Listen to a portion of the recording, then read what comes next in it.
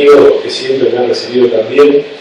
Es realmente importante tratar esta temática, claro que insertada en lo que es la teoría general del contrato, relacionada con la responsabilidad civil.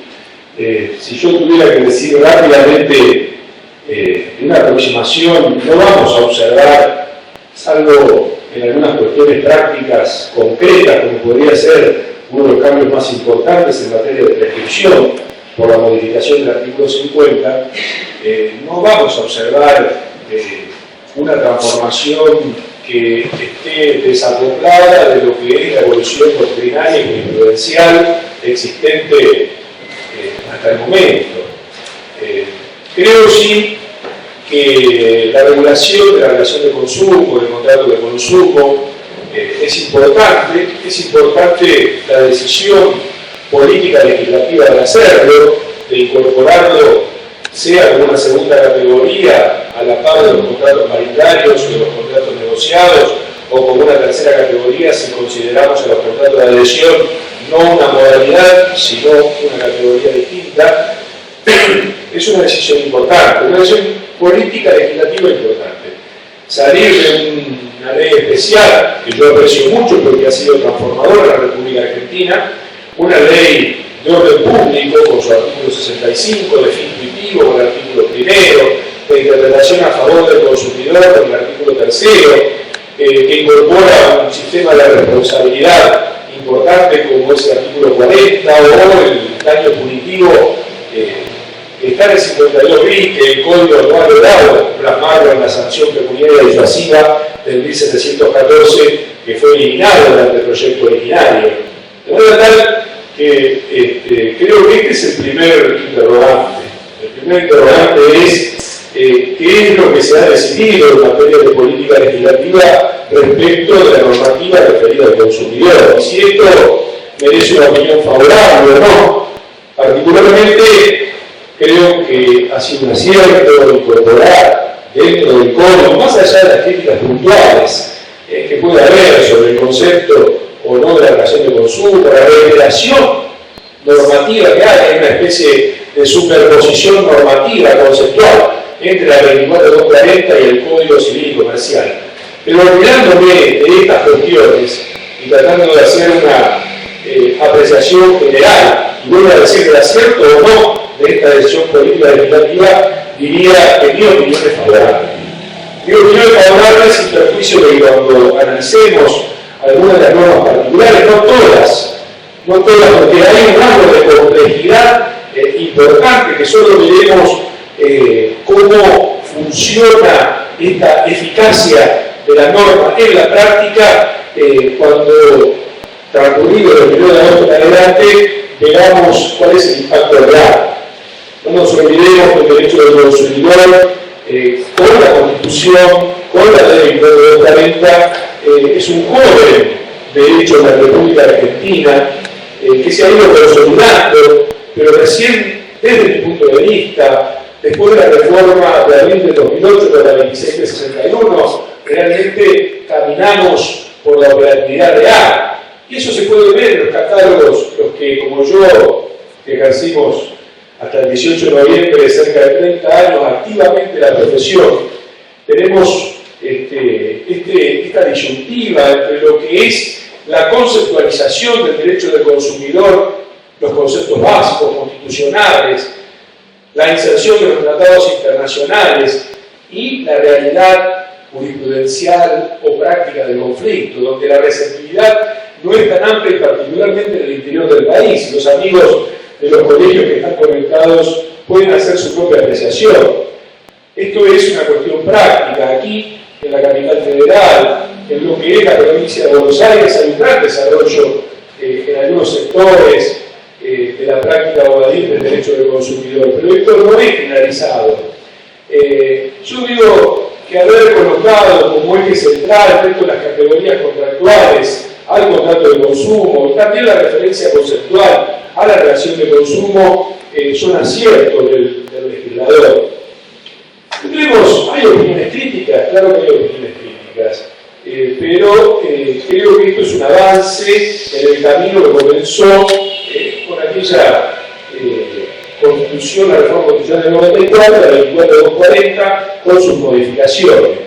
Por supuesto que también yo no podría hacer un análisis, no lo voy a hacer hoy, pero debería hacerlo también con la legislación que crea el fuero del consumo, porque esto también tiene implicancias prácticas. Observo algunas cuestiones de técnica legislativa, de superposición, que habría que revisar la normativa para tener el texto vigente. Ustedes van a ver las 4 normas que se modifican de la 24240, el artículo primero, el 8, el 40 bis y el 50, que si ustedes hacen el ejercicio de colocar los artículos originarios, la primera modificación, la segunda modificación y la tercera modificación, ahora con el fondo, van a ver que estamos dentro de parámetros similares, no es que haya habido ni va a existir una transformación absoluta en la práctica del derecho del consumidor, pero colocado como categoría central creo que se cubre una deuda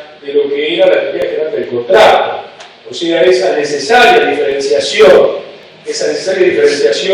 entre contrato paritario, discrecional, negociado, como ustedes quieran llamarlo, la fórmula del contrato de adhesión, que ya tiene muchísimos años en la doctrina, y el contrato de consumo, aún como especie dentro del género de la relación de consumo, era una necesidad o un reclamo. Yo diría rápidamente que más allá de la formulación que se utiliza en el texto de los artículos, no tiene el orden público del 65. Por ejemplo, sería una de las diferencias que yo marcaría en una primera lectura. Digo, hay que darle el valor adecuado a una norma como la 24240 con sus reformas, que tiene ejes cardinales importantes, particularmente las normas más importantes, que es el 65, que dice que es un cuerpo normativo imperativo de orden público, porque así era necesario en ese momento de la sociedad. La primera apreciación. La segunda apreciación, el sistema que se ha seguido, que después me voy a entender. Una detención, digo, hay que hacer un análisis descriptivo. No es posible hoy hacer un análisis definitivo, ni mucho menos con apreciaciones que puedan ser estructurales o sustanciales. Yo creo que se abre el debate. Esta es una charla de descripción, de apertura. Yo haría algunas opiniones y tampoco me voy a detener en la exégesis absoluta de cada uno de los artículos. Pero sí me voy a permitir algunas apreciaciones de utilidad, particularmente marcando lo que pueden ser rasgos diferenciales o no. Pero digo, ¿cuál es el sistema que ha utilizado? Bueno, el sistema es colocar reglas generales en el código, modificar la ley especial y además en algunos casos, como los contratos bancarios, el contrato de concesión, tiempo compartido y cementerios privados, normas particulares de poca trascendencia, porque en definitiva ya estaban contenidas, por ejemplo, en tiempos compartidos y cementerios privados, la redacción originaria de lo que era en la modificación de lo que fue el artículo 1 de 24240, y ahora con esta nueva modificación se la suprime del concepto, pero sí se coloca normas particulares. Y hay que destacar también dentro de estas normas particulares las reglas de derecho internacional privado en materia de derecho del consumidor. Esto es importante porque los negocios a distancia, fuera del establecimiento, por medios electrónicos, lo que nos llevan es a lo que se llama el fenómeno de la desmaterialización del negocio, la despersonalización y fundamentalmente la deslocalización física, que son los conceptos que llevaron en el ámbito de los negocios, particularmente a formular la teoría del negocio sin persona, localizada, física, individualizada en el mismo lugar, establecimiento, momento. Todas estas cuestiones se incorporan en la normativa. Entonces, digo, es un rasgo que hay que leerlo de forma integrada. No desaparece la ley 24240, ni mucho menos.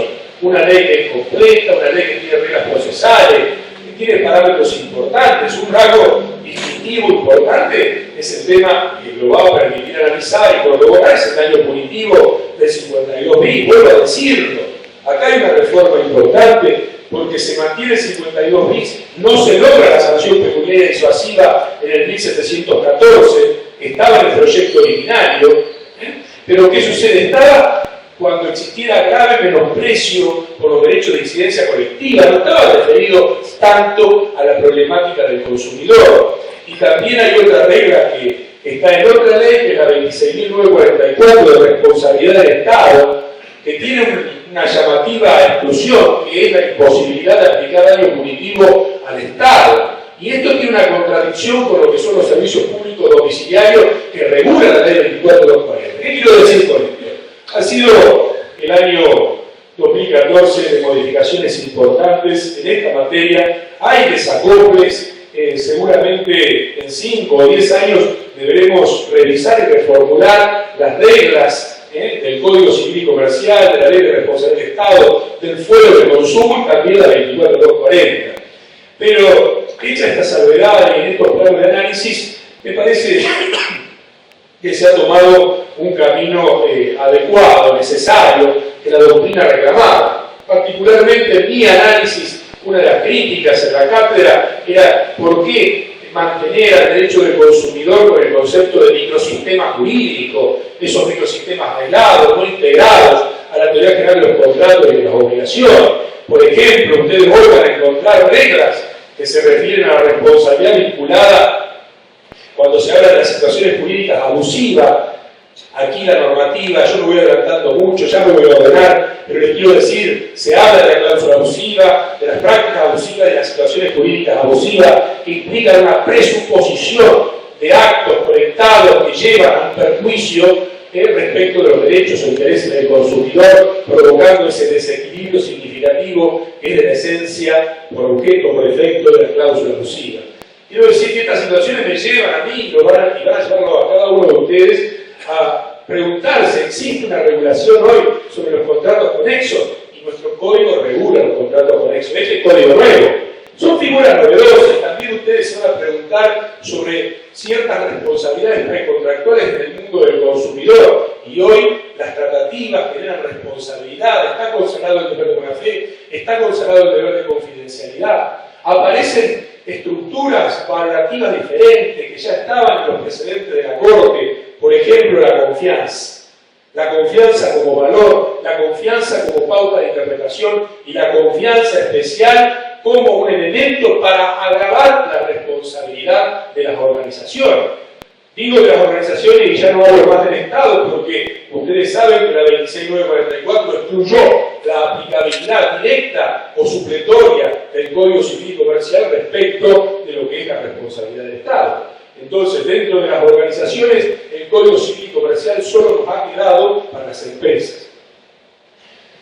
Aprovecho para decir que dentro de las apreciaciones críticas no significa que sea definitiva ni mucho menos. A mí me hubiera gustado un capítulo destinado a las organizaciones, como la Corte lo venía reclamando en el edema contra la minoría, en Uriarte, en Capiazo Pérez de Nalón, señalando dentro de los conceptos jurídicos fundamentales que cuando hay una organización hay deberes de conducta agravados, la previsibilidad es distinta que en el sujeto individual. Era la diferenciación que surgía, por ejemplo, del artículo 184 del Código de Comercio en relación o en confrontación valorativa con el artículo 1113 del Código Civil. Esta diferenciación, salvo en el 1725 del Código Civil y Comercial, ya no existe. Entonces, me parece que en esta unidad que supera la dualidad de lo civil y comercial, ha faltado un capítulo desde mi gusto, desde mi apreciación, referida a la organización empresarial, porque tampoco está el ánimo de lucro del artículo primero del Código de Comercio que nos permitía identificar la actividad mercantil. Entonces, toda esta cuestión de superación, de evolución, es importante tenerla en cuenta. ¿Por qué? Porque el derecho del consumidor, que puede ser conceptualizado como derecho privado, ya voy a hacer una apreciación sobre que el derecho ya no es privado ni público. Este mismo Código Civil y Comercial tiene claras definiciones que son de derecho público. La norma que habla de la inviolabilidad de la persona humana es una norma constitucional en un Código Civil y Comercial, artículo 51, artículo 52. El 965 que habla que los derechos de los contratos son derechos de propiedad, son normas de raíz constitucional. Entonces, y van a ver el 240, por ejemplo, el 240 va a decir que se le aplica como límite el derecho administrativo local, regional, o sea, local, provincial o internacional respecto de los bienes. No hay más un derecho privado puro. Y este derecho que se ha regulado es un derecho privado patrimonial, con el esquema tradicional. A mí me parece en este sentido que el proveedor que es una nota distintiva, porque es el consumidor y es el proveedor, nos enfrenta al mundo de los negocios, al mundo de las organizaciones empresariales, y también, si recurro a la 24240, a la prestación de servicios o de bienes por parte del Estado, de los servicios públicos domiciliarios y en algunas otras manifestaciones. Pero ahora hay que hacer un análisis más profundo, vuelvo a reiterarlo, con esta ley que delimita la responsabilidad del Estado y le aplica una normativa específica. A mí me da la impresión de que este concepto o este capítulo, que a lo mejor debió haberse consagrado, está en la orientación que sigue el proyecto del Código Mercantil para España, porque el objeto propio del derecho comercial ha cambiado, ya no es el comerciante, ya no es el acto de comercio, sino que el concepto del nuevo derecho comercial es la empresa, el empresario y el mercado. Esto es lo que va a regular el derecho comercial y que marca una nota distintiva. Y en ese mercado aparece con fuerza la relación entre proveedor y consumidor, eje básico de lo que es esta materia.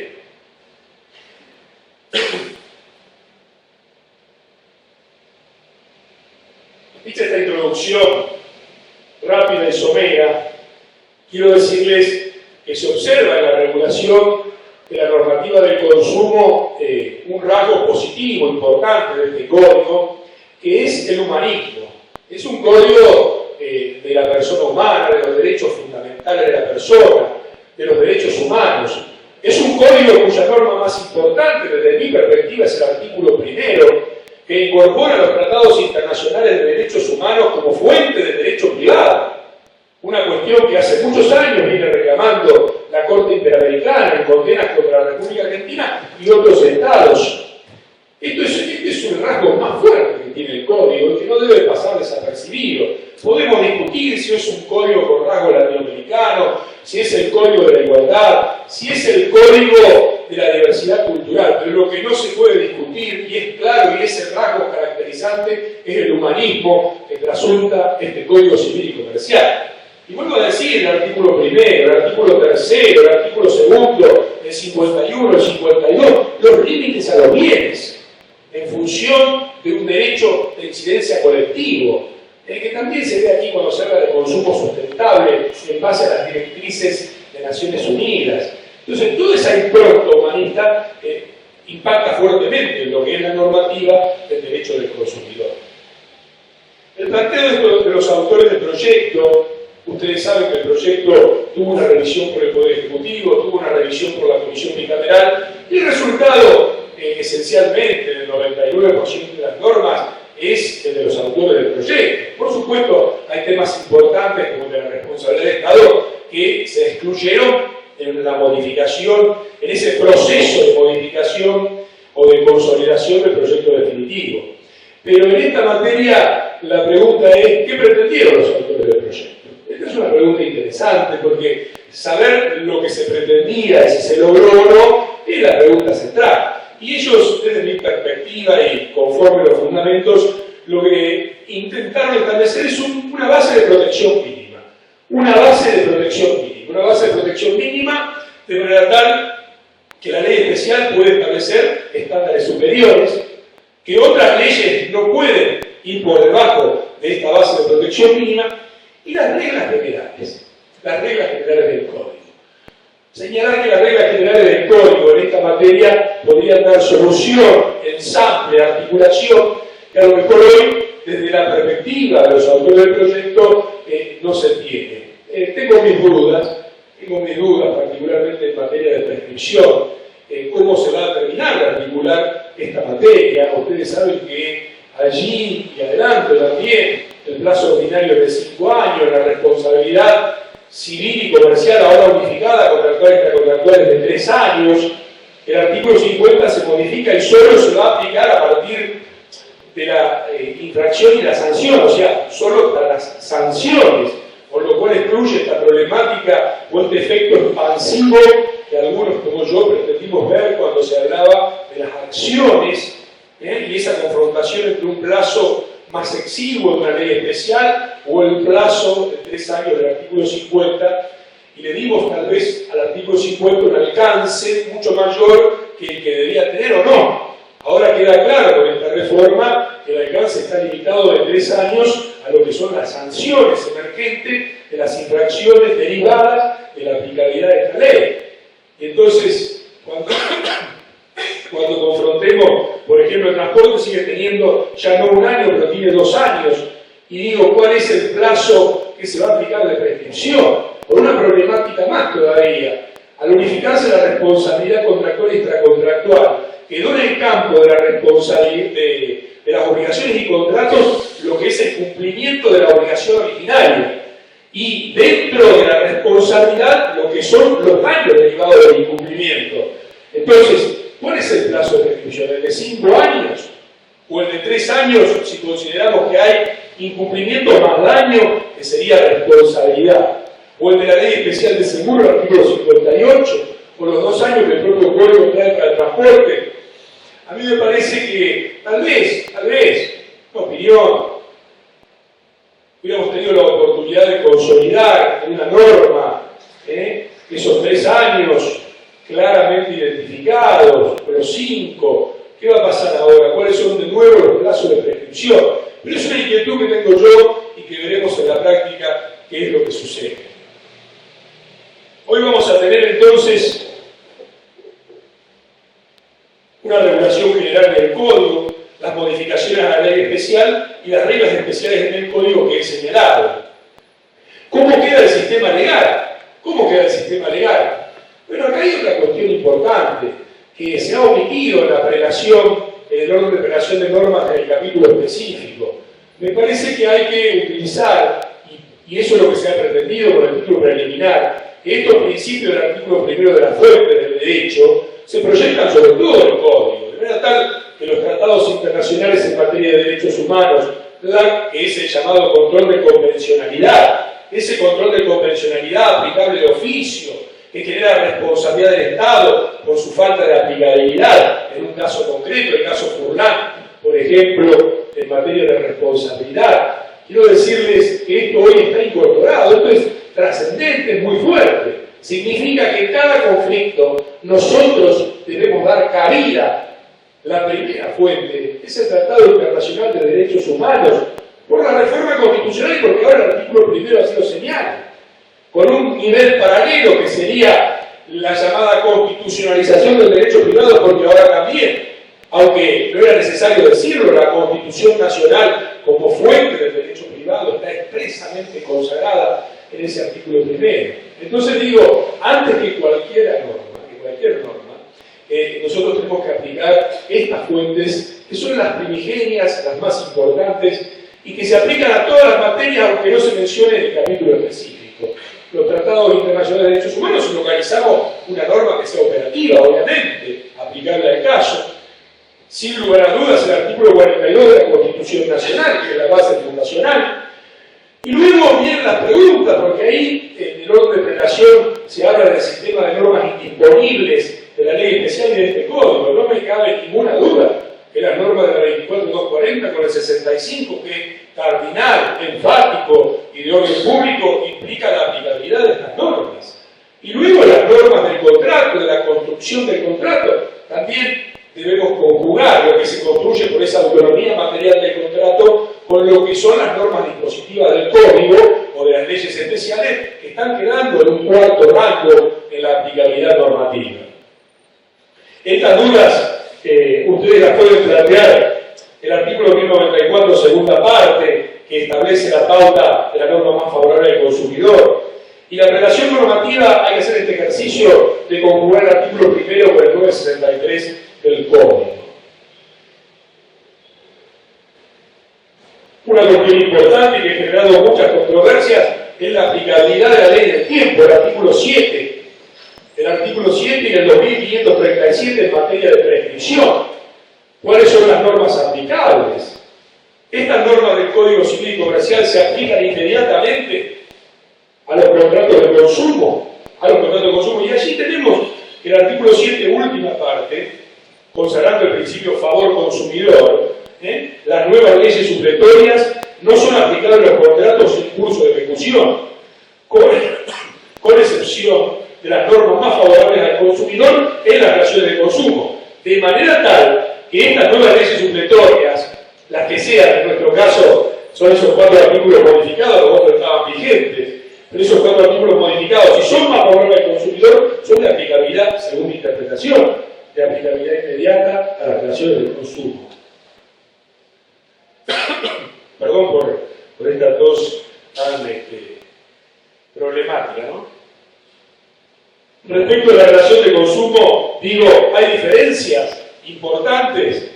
Yo creo que no, que es el mismo concepto del artículo 1092 que el que trae el artículo 3 de la ley 24240. Y acá vienen las preguntas puramente retóricas. ¿Era necesario volver a definir la relación de consumo? Algunos autores tienen una apreciación crítica. Acá no hay diferencia. La relación de consumo como vínculo jurídico que sirve de género, para situaciones. ¿Por qué relación de consumo diferenciada del contrato de consumo? Porque el contrato es un acto bilateral y en aquellos otros casos la relación de consumo, ese vínculo jurídico puede comprender las prácticas, puede comprender hechos que generen responsabilidad, declaraciones unilaterales, dentro de lo que es el concepto amplio de relación de consumo. Pero en esta materia del concepto de relación de consumo no hay diferencia con lo que trae la ley 24240. En materia de consumidor, vamos a encontrarnos con dos cuestiones importantes. Se modifica el artículo primero, se unifica el concepto de consumidor. Allí en la terminología, a pesar de la unificación, quedó en el código que se habla de persona humana y en la ley 24240 sigue, el anexo que modifica la ley 24240 sigue hablándose de persona física, pero salvo esa terminología, el 1092 y el artículo primero, luego de esta reforma, quedan iguales. Aquí no hay una diferenciación, salvo el tema de tiempos compartidos, cementerios privados, que estaba en la última parte del primer párrafo del artículo primero, y ahora están en normas especiales. Esto es la primera parte del artículo primero. Ahora voy a hablar de la equiparación. O sea, me parece que el ejercicio que estamos haciendo es que es lo diferente, lo otro ya estaba en el derecho argentino. No es que estamos innovando.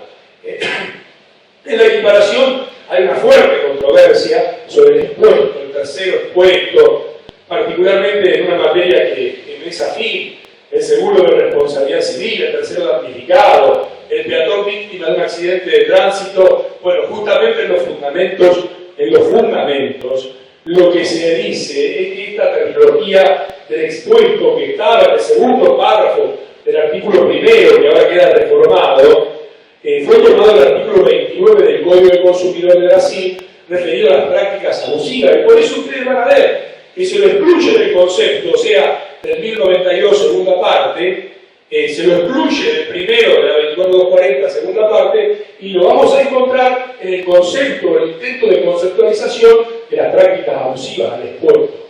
Lo que abre interrogantes diferentes, veremos cómo los puede saldar la doctrina o la jurisprudencia.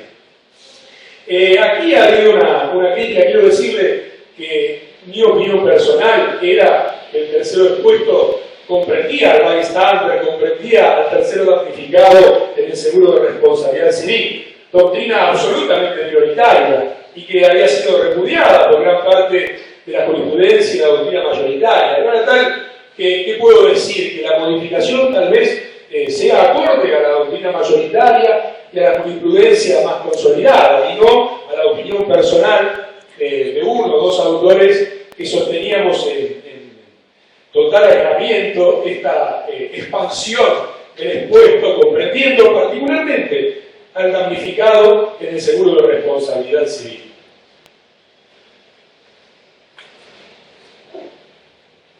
Respecto del contrato de consumo, la conceptualización que se utiliza en el artículo 1093 es clara, es útil, no sale de los parámetros normales ya concebidos de la doctrina, la jurisprudencia.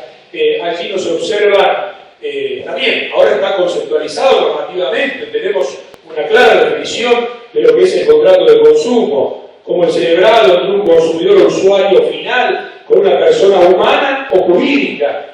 Quiero que retengan este tema de jurídica porque cuando traslademos este concepto allí a las prácticas abusivas y se habla de la dignidad de la persona, yo me he formulado la pregunta si las prácticas abusivas que refieren a esa vulneración de la dignidad de la persona pueden o no alcanzar a la persona jurídica. ¿Tiene la persona jurídica dignidad? ¿Dónde está definida la dignidad en el Código Civil y Comercial? Que es el artículo 51 y 52, con clara referencia a la persona humana.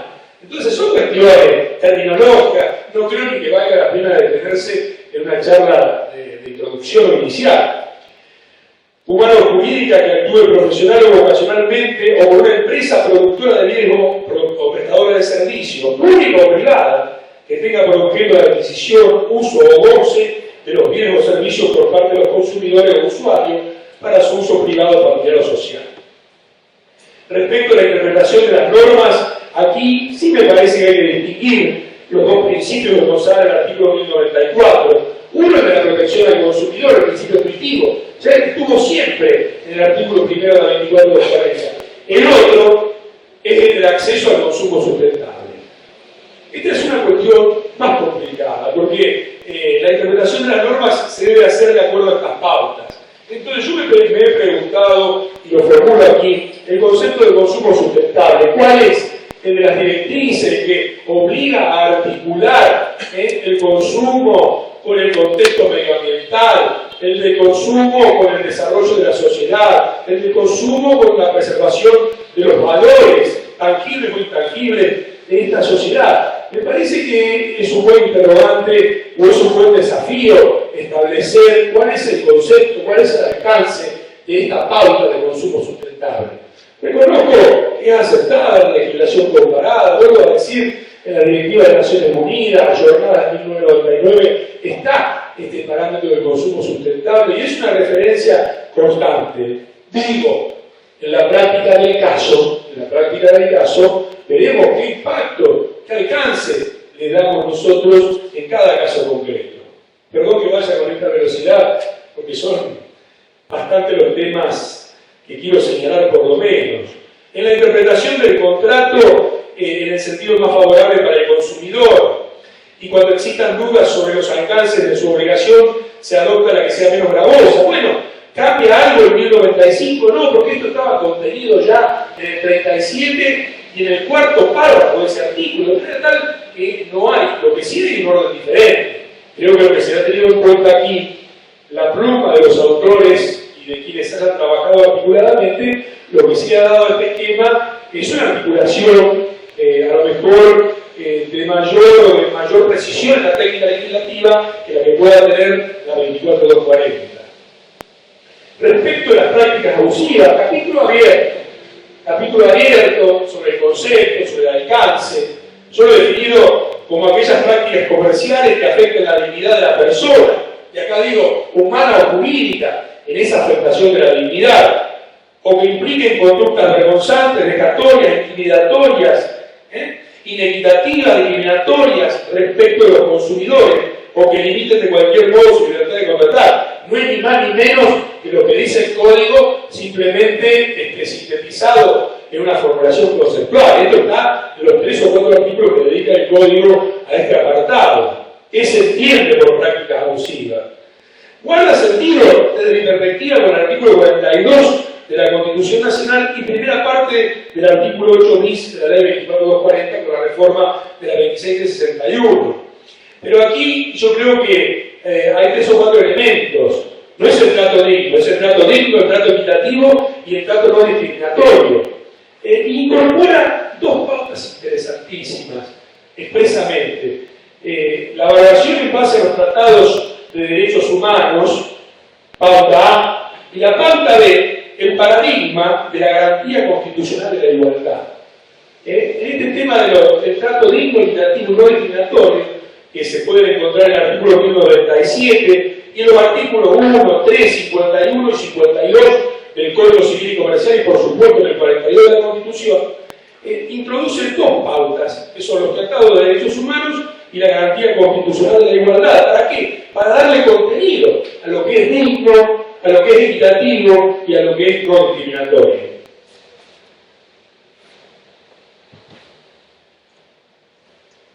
Respecto a la libertad para contratar contenida en el 1099, yo creo que lo que se persigue es un objetivo absolutamente deseado, que de ninguna manera se pueda limitar esta libertad de contratación, ni tampoco se lo pueda inducir a contratar a través de un camino que no sea el que conduce a la contratación, sino que se vaya por medios indirectos.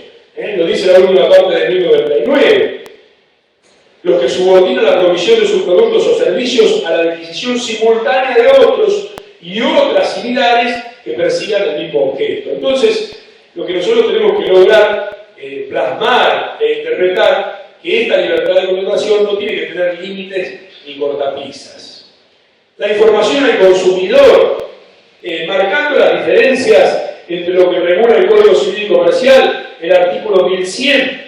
Yo creo que el 4, 5 y 6 de la ley 24240, con sus imperfecciones, con la construcción conceptual doctrinaria que existe, la única diferencia central que esta información debe contener toda otra circunstancia relevante para el contrato, pero el resto, que es una obligación del proveedor, que debe ser cierta y detallada, que debe referir a las características esenciales de los bienes y servicios, que deben también estar informadas las condiciones para su comercialización, que la información debe ser gratuita, que debe ser clara, con otro orden.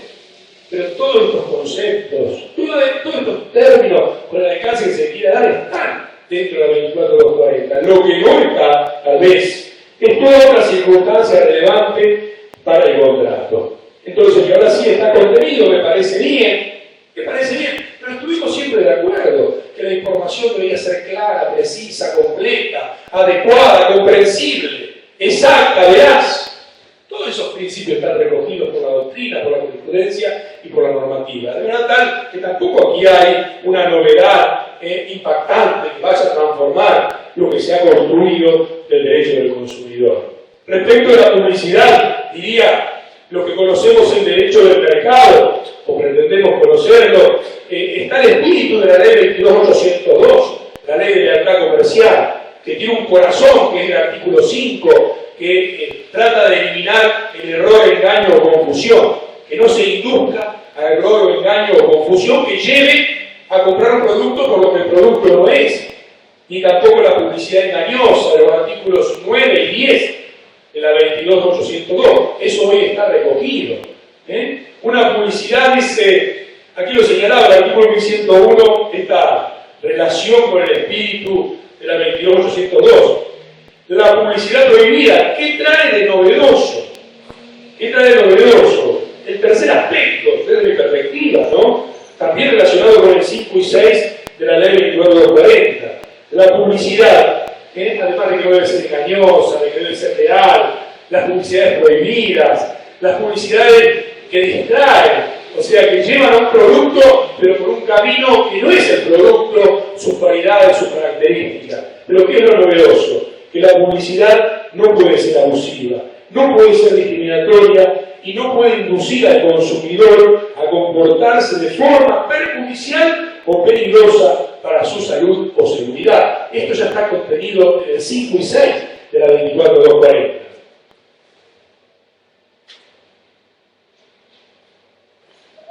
En las acciones por publicidad desleal. Esto es interesante. Aquí me permito decir que es un código que trae muchas normas procesales. Y también me he preguntado si las normas procesales en un código civil y comercial, en una norma sustancial, son constitucionalmente válidas, o las normas procesales pertenecen al ámbito de la competencia no delegada de las provincias o jurisdicciones locales. Se responde desde los fundamentos del código de que en realidad son normas sustantivas, y debo reconocer que normas de este tipo existen en innumerables leyes, como la ley de quiebra, también la ley de defensa del consumidor, pero allí, en la ley de defensa del consumidor, ha quedado claro que si no existe una norma local, provincial o de la jurisdicción local que corresponda, la aplicabilidad normativa de esa directriz procesal no es válida en el ámbito de una provincia.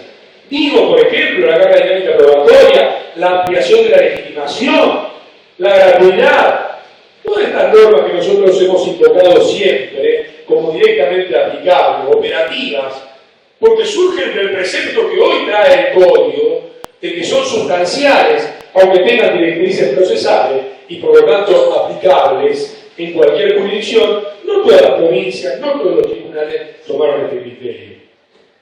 Esta norma de índole procesal, los consumidores afectados o quienes resulten legalmente legitimados, ¿quiénes son? Si no son los consumidores usuarios, ¿quiénes son? Y acá se deja traducir esa legitimación ampliada del expuesto en las prácticas comerciales. Pueden solicitar al juez la cesación de la publicidad ilícita, la publicación de anuncios rectificatorios y la publicación de la sentencia condenatoria. Lo vuelvo a la norma procesal. Los consumidores afectados o quienes resulten legalmente legitimados. Y abro otra pregunta. Si no son los consumidores, ¿quiénes son los que resultan legalmente legitimados? ¿Qué alcance tiene este precepto? ¿Qué alcance tiene este artículo? ¿Hasta dónde podemos ampliar los legitimados? No significa, como le dije a los anfitriones, uno tiene las preguntas, no tengo la respuesta. Esta respuesta se va a dar con la casuística, con las circunstancias del caso, con la operatividad real de la norma. Puedo tener una opinión. No crean que esto también es extraño. Vuelvo a decir, en las normas del derecho administrativo económico, en las normas que regulan el mercado, estas normas son típicas. En el mismo Código Civil de Vélez, muchas veces la publicación en determinadas situaciones de acusaciones calumniosas o situaciones que hacen a la responsabilidad respecto de la violación del honor y otras cuestiones, ya la publicación. Y es muy típico la publicación de la sentencia y también está contenido en el régimen intuitivo del consumidor. Respecto de los efectos de la publicidad, el artículo 1103 yo creo que mantiene una norma idéntica a lo que es la primera parte del artículo 8, que tuvo diversas modificaciones. Las precisiones formuladas en la publicidad o en anuncios, prospectos, circulares u otros medios de difusión se tienen por incluidas en el contrato con el consumidor y obligan a los gerentes. ¿No me parece aquí que exista una gran problemática para mantener este principio? Respecto de los contratos celebrados fuera de los establecimientos comerciales, regulados en el artículo 1104, la norma equivalente que se encuentra es el artículo 32 de la ley 2440 y la primera parte del artículo 33. Se está refiriendo a los contratos fuera del establecimiento. ¿Qué le agrega de diferente? Precisa casuísticamente ese fuera del establecimiento. Domicilio o lugar de trabajo del consumidor, vía pública, correspondencia. Y sigue siendo igual la convocatoria de establecimiento del proveedor por fines distintos. O sea, lo convoco con otro fin y logro colocar un producto, un bien o servicio que no es aquel por el cual lo he convocado. Entonces, me parece que lo que hay es una precisión casuística que es diferente a lo que ya contienen el 32 y el 33, pero no altera sustancialmente el principio, ni mucho menos. Respecto de los contratos celebrados a distancia, el equivalente parcial es del artículo 33 de la ley 24240. Son aquellos concluidos entre un proveedor y un consumidor con el uso exclusivo de medios de comunicación a distancia, entendiéndose por tales, los que pueden ser utilizados sin la presencia física simultánea de las partes contratantes. Este concepto siempre estuvo sobreentendido. No es que esté diferenciado, lo que está ahora es clarificado en una norma precisa. Respecto a los medios electrónicos, otra cuestión. En los medios electrónicos, el código se ocupa de los medios electrónicos en diversas normas. Es interesante, me parece que las normas que regulan la validez del contrato, la oferta por medios electrónicos, la revocación, todo el ínter del camino, hay que leerlo en forma articulada con las normas generales sobre la forma de los actos jurídicos. De lo contrario, nos vamos a entender completamente. Le da una cabida importante, me parece que era un reclamo adecuado del tiempo y del lugar de esta problemática. Para ser válido, el contrato debe contener en estos contratos por medios electrónicos, un soporte electrónico u otra tecnología similar. Y yo entiendo que se tornan aplicables, aunque no lo diga la norma, los artículos 284 a 288 sobre forma y prueba de los actos jurídicos. Porque de lo contrario, la norma queda vacía. Me parece. ¿Y cuál es el soporte electrónico? Cualquier soporte, siempre que su contenido sea representado con texto inteligible, aunque su lectura exija medios técnicos. Bueno, la aparición de la firma digital, que asegure indubitablemente la autoría e integridad del mismo, es un elemento que, si bien está contenido en una ley de firma electrónica y firma digital, está integrado en estos artículos 1106, 1107, 284/288. La información, en este caso de utilización de medios electrónicos, esto es interesante. ¿Qué información se debe brindar cuando la contratación se va a realizar por medios electrónicos? Sobre el contenido mínimo del contrato, la facultad de revocar, que tiene que estar el término destacado antes de la firma. Bueno, todas estas cuestiones son para ir después leyendo en forma particularizada. Los datos necesarios para utilizar correctamente el medio electrónico elegido. Esto es un requisito que vamos a ver cómo lo cumplen los proveedores. Y acá hay una cuestión que a mí me interesa fundamentalmente porque el escenario de los consumidores de nuestra sociedad ofrecen personas que tienen la comprensión del medio electrónico, pero de muchas tantas otras que no tienen la comprensión del alcance de la utilización de los medios electrónicos. Y acá hay una cuestión que es interesante. Este es un código de la responsabilidad. Este es un código que quiero que tengan claro. Es un código que tiene un capítulo de la responsabilidad civil y comercial unificada, la contractual y extracontractual. Pero aparte, tiene innumerables normas que construyen dentro del código un sistema de responsabilidad. Y particularmente se interesa por los riesgos. Los riesgos. ¿Quién se hace cargo de los riesgos? De los riesgos de la cosa vendida, de los riesgos de la utilización de los medios electrónicos. Es un código que realmente en materia de responsabilidad ha construido algo integrado, novedoso y diría completo. Entonces, en esta información deben destacarse los riesgos que se asumen por el medio electrónico y quién los asume. O sea, los riesgos de utilizar el medio electrónico y quién se va a hacer cargo de los problemas que derivan de ese medio electrónico que genera riesgo. Es interesante el planteo. También digo a dónde llega, con qué alcance, pero es una cuestión interesante. Las ofertas por medios electrónicos, el 1108, directa relación con el artículo 7 de la ley 24240. La oferta se mantiene por el plazo que fije el oferente, por el plazo, también por el plazo que permanezca accesible. Esta es una solución interesante. Y está bien, es cierto que esa es la interpretación que se le da. Si la oferta está accesible, está vigente. Y es interesante, estamos hablando de medio electrónico, porque si no, vamos a perder la perspectiva. El oferente debe confirmar por medio electrónico y sin demora la llegada de la aceptación. Bueno, ha dejado de nuevo en una cuestión que a mí nunca me ha gustado demasiado, que es sin demora. ¿Qué significa sin demora? Bueno, dependerá del caso concreto. A mí los términos abiertos, sumamente flexibles, cuando hay necesidad de protección de orden público, de un esquema, una parcela intuitiva, siempre me generan, no digo de confianza, una problemática. ¿Cuál es el alcance? Y a veces el alcance puede ser demasiado flexible y terminar perjudicando lo que queremos proteger.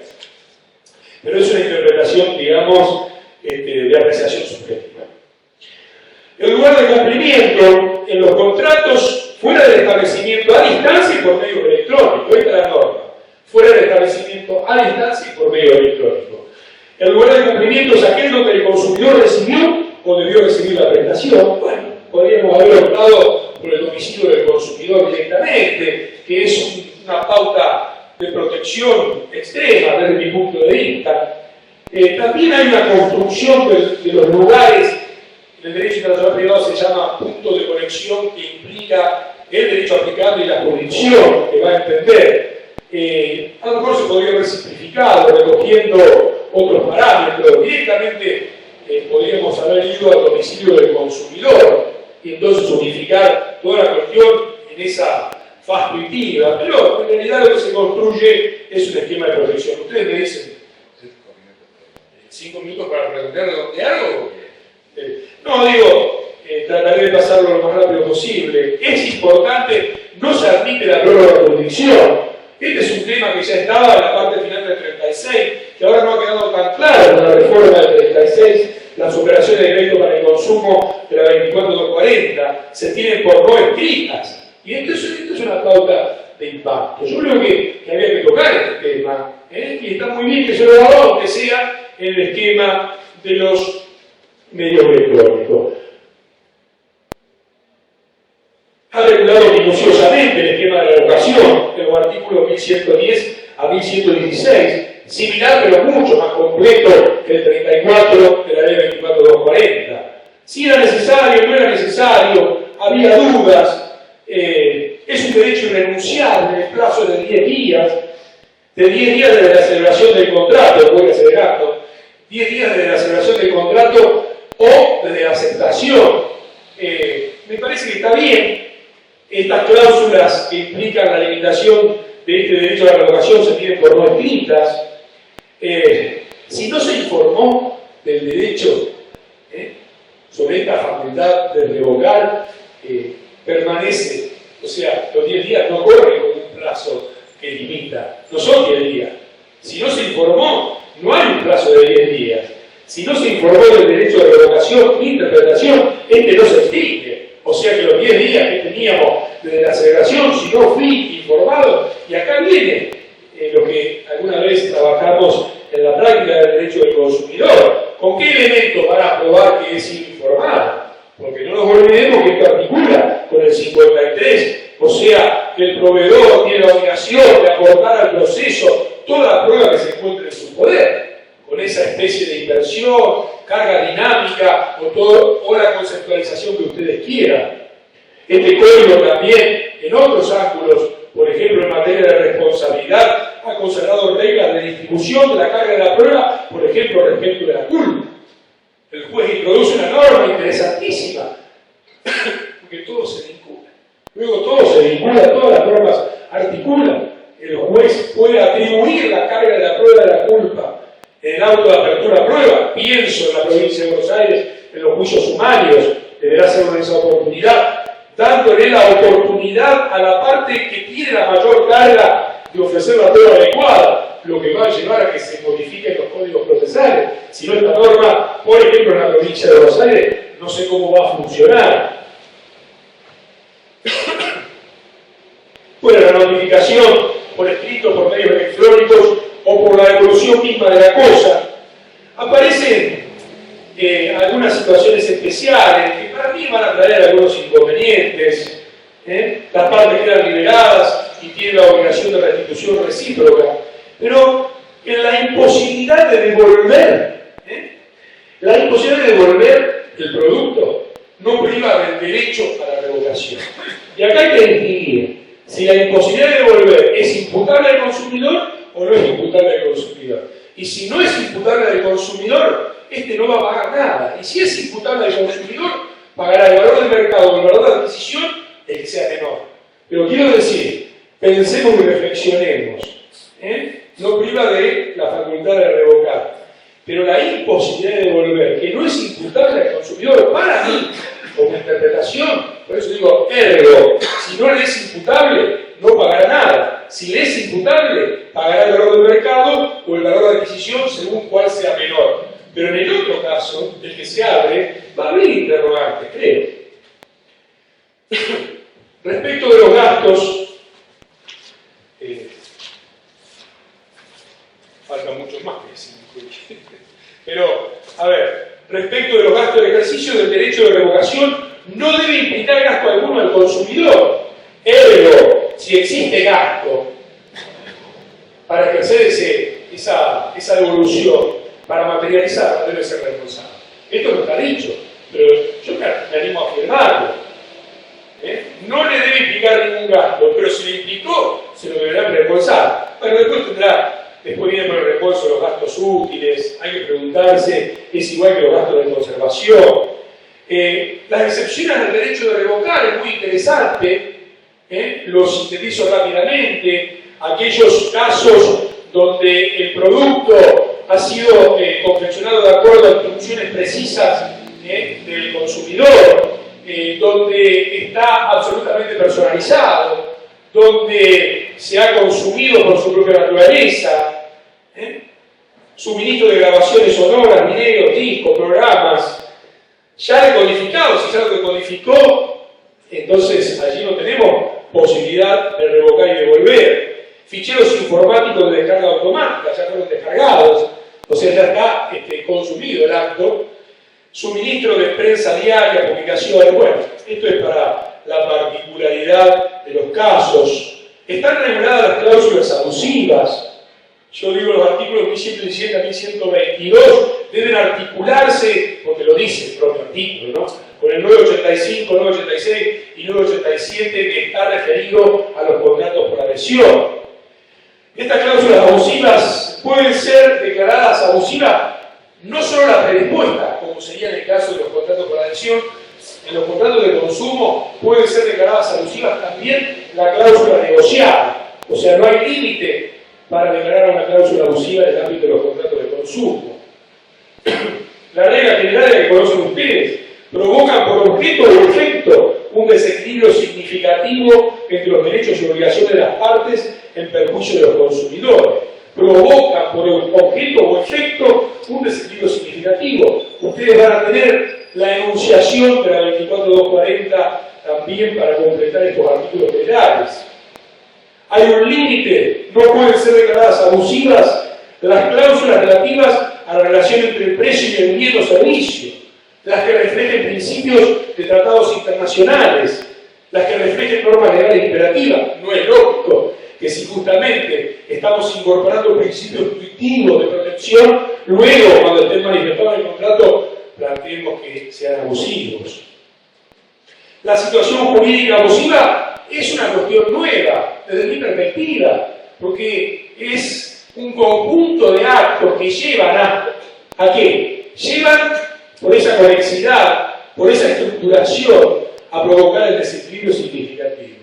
Entonces, en la predisposición de una pluralidad de actos jurídicos conexos que tiene por objeto o efecto provocar un desequilibrio significativo entre los derechos y obligaciones de las partes en perjuicio del consumidor. Hay una remisión, hay una remisión a los contratos conexos, que es interesante, norma compleja, que no termina siendo lo suficientemente clara, la de los contratos conexos, y cómo deben actuar las partes frente a esa situación de contratos conexos.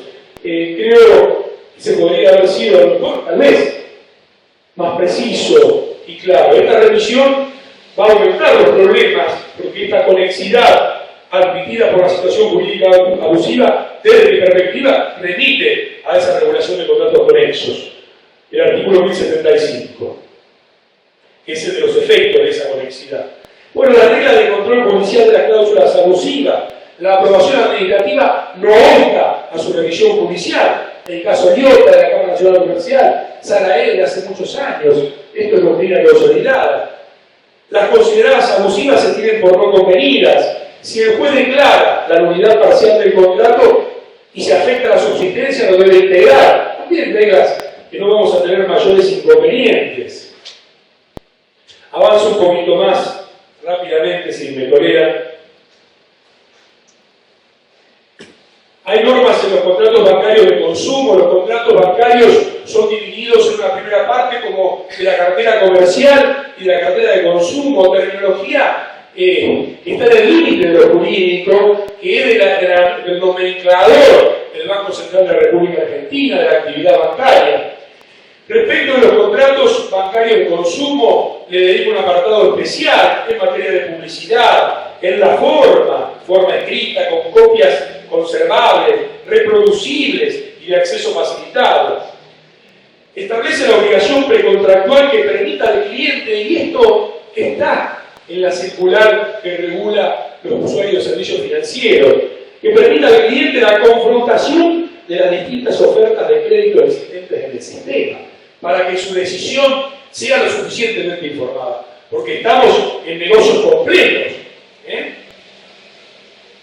Por supuesto que está el espíritu de los artículos 1384 y 1389 del 36 de la ley 24240.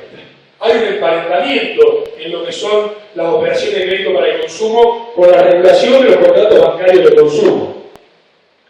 El rechazo de una solicitud de crédito por una información negativa, registrada en una base de datos, obliga al banco a informar en forma gratuita e inmediata el resultado de la consulta y la fuente de donde la obtuvo.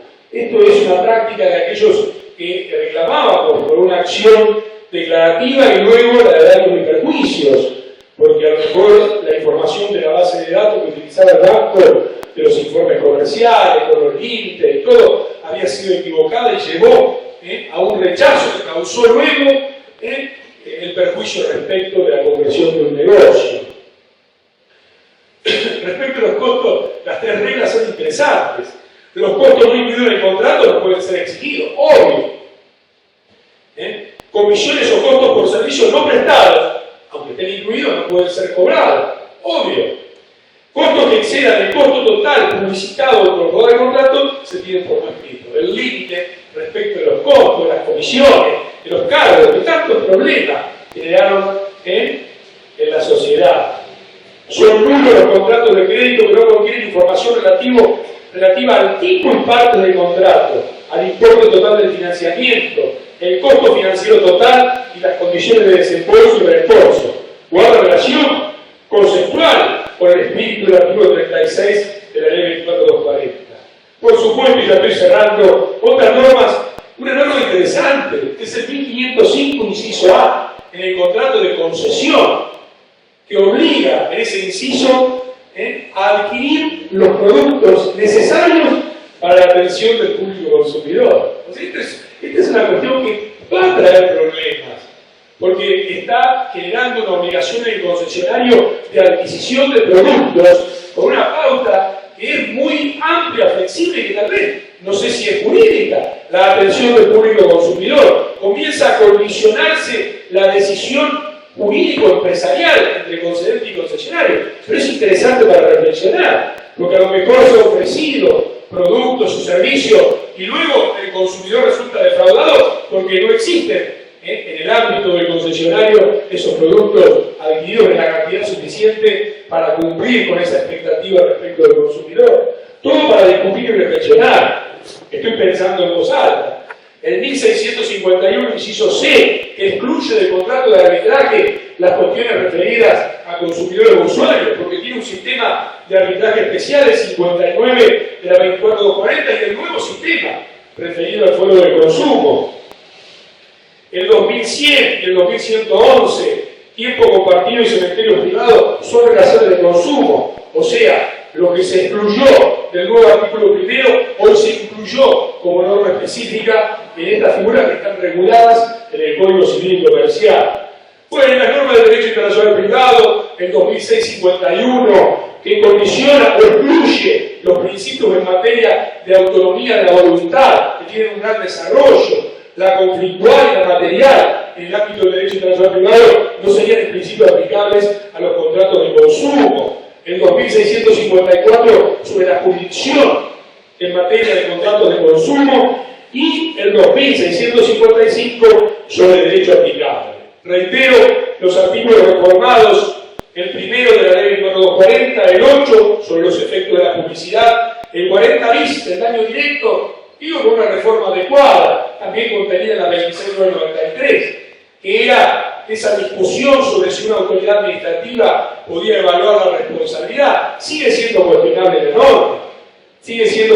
la norma, veremos qué pronunciamiento jurisdiccional existe. Y el 50 en materia de prescripción, que para mí vuelve al debate, a lo mejor no lo cierra adecuadamente, para que no sean extraños, vuelve al texto originario de la 24240, no es que tampoco traiga una norma absolutamente diferente. La prescripción de 3 años para las sanciones emergentes de la presente ley.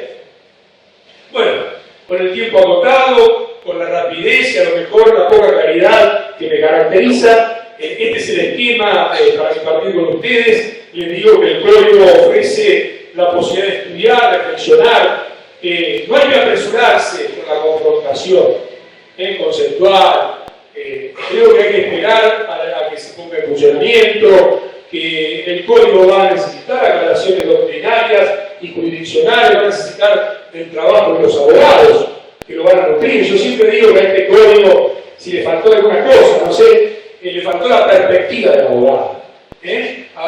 Veo normas que tienen la perspectiva jurisdiccional, de la academia, mejor o peor, mayor o menor debate, pero ha tenido el debate también de los espacios académicos, doctrinarios, jurisdiccionales, políticos, y el abogado, la perspectiva del abogado, a lo mejor es la que faltó en este código, pero digo, es una muy buena oportunidad para estudiar, reflexionar y hacer que el derecho sea un instrumento del cambio social. Bueno, muchas gracias.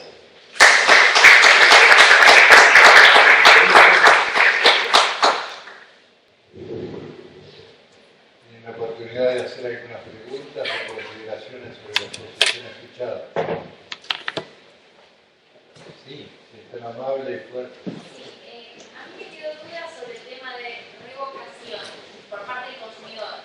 Lo que se refirió a usted. No, que lo que pasa es que esto es transmitido y usted tiene que entender. Mi pregunta sobre revocación, lo que se refirió a usted es tema del código o de la ley 2440. El código. Ah, el código.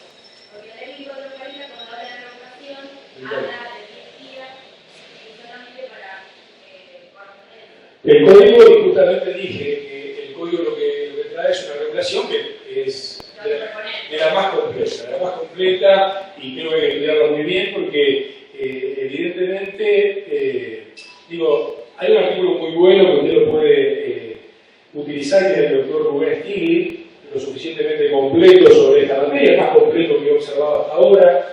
Me parece que la revocación ha sido un procedimiento que ha preocupado a los autores del proyecto y a quien le haya tocado esa parte, y estoy seguro que el doctor Stiglitz particularmente lo conoce profundamente y por eso lo ha desarrollado. Me parece que es completo, que es preciso, que hay que estudiarlo mucho, pero que es mucho más completo que el que trae el otro lugar.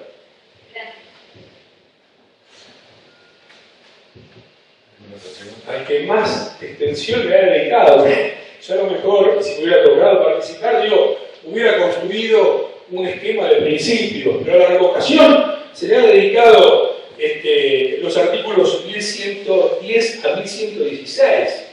Y me parece que la única norma que traía el 34 del Código 40 es superada en precisión, en extensión y en lo completo. Se lo ha regulado suficientemente.